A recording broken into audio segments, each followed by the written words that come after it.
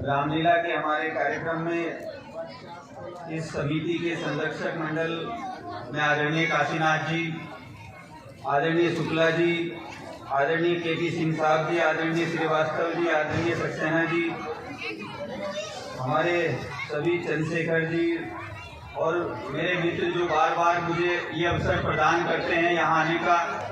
धार्मिक कार्यक्रम में आयोजनों में जाने का एक अपना अलग महत्व होता है और वहाँ मुझे बुलाने का बार बार जो सौभाग्य मेरा रहता है। ऐसे हमारे रंजन भाई जो निरंतर भगवान श्री राम के चरणों में अपनी अरदास लगाने का मुझे अवसर देते हैं, ऐसे रंजन भाई, ज्ञान प्रकाश जी, खड़े जी, सभी समिति के पदाधिकारी, अन्य उपस्थित हमारे नेतागण, यूनियन के लोग, मातृशक्ति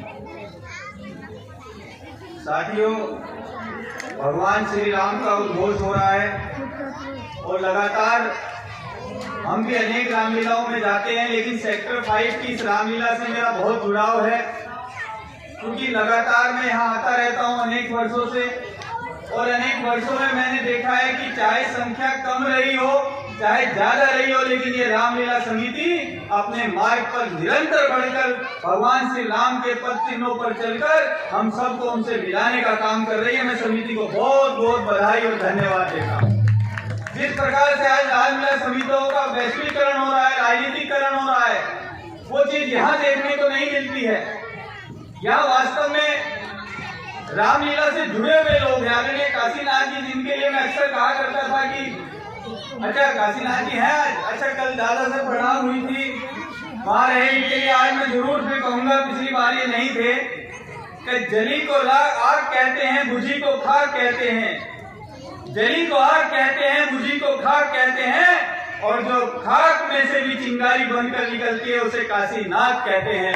ऐसे हमारे काशीनाथ जी, जिन्होंने निरंतर यहाँ रामलीला का और अनेक समाज में रहते हुए अनेक क्षेत्रों में इन्होंने अपना काम किया, अपना वर्चस्व फैलाया है। मैं उनको आज उन्हें प्रणाम करता हूँ। मुझे तो बहुत आशीर्वाद सुने अनेक रूपों में इन्होंने दिया है। कल भी बंदूक लेकर शस्त्र पूजन में सामुदायिक केंद्र में आपके दर्शन मैंने किए थे, लेकिन मिला नहीं था। तो साथियों, इस रामलीला समिति को, कमेटी को मेरी बहुत शुभकामनाएं। निरंतर उन्हें, देश तो राम का देश है। कवियों ने कहा है कि चंदन है इस देश की माटी, तपोभूमि हर ग्राम है, हर बाला देवी की प्रतिमा और बच्चा बच्चा श्री राम है। ये तो वो भूमि है साथियों, ये तो वो भूमि है जिसके लिए अटल बिहारी वाजपेयी कहते थे कि ये तर्पण की भूमि है, ये अर्पण की भूमि है। इसकी नदी नदी हमारे लिए गंगा है, इसका कंकड़ कंकड़ हमारे लिए शंकर है। हम जिएंगे तो भारत के लिए, हम मरेंगे तो भारत के लिए, और मरने के बाद भी गंगा जल में बहती हमारी स्त्रियों को कोई ध्यान लगाकर सुनेगा तो एक ही आवाज आएगी, भारत माता की जय। ये उन तपस्वियों की धरती है साथियों, ये दधीचियों की, मुनीषियों की धरती है। यहाँ लोगों ने अपने प्राणों की आहुति हंसते हंसते दी। 12-12 साल के बच्चों ने देश की आजादी पर अपने को हंसते हंसते चढ़ा दिया। 22 साल 23 साल के भगत सिंह ने हंसते हंसते फांसी के फंदे को चूमा।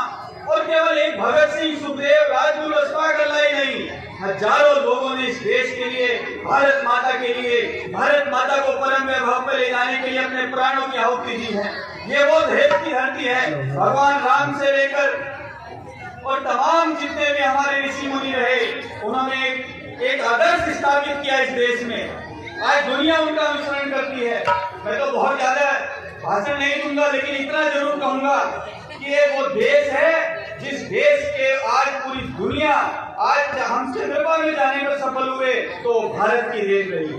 आज हम अन्य ग्रहों पे जाने के लिए तैयार खड़े हैं तो भारत की देन है, क्योंकि 0 हमने दिया, दशमलव हमने दिया, ज्ञान हमने दिया, विज्ञान हमने दिया, हमने शिक्षा दी, हमने योग दिया।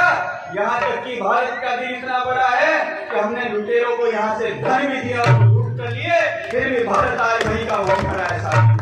ये भारत माता का वैभव है, ये भारत माता का तपन है, ये इस देश के नौजवानों का, इस देश के अर्धांगिनियों का, इस देश की मातृशक्ति का बलिदान है कि आज भी देश दुनिया के सामने एक ताकत के रूप में खड़ा है साथियों।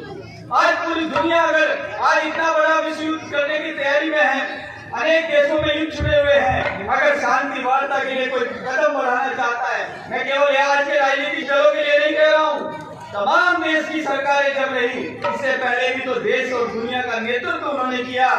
इसलिए भारत के इन महान ऋषियों को, तपस्वियों को मैं नमन करता हूँ। बहुत ज्यादा आप सभी का समय नहीं लूंगा, हमें रामलीला का मंचन करना है।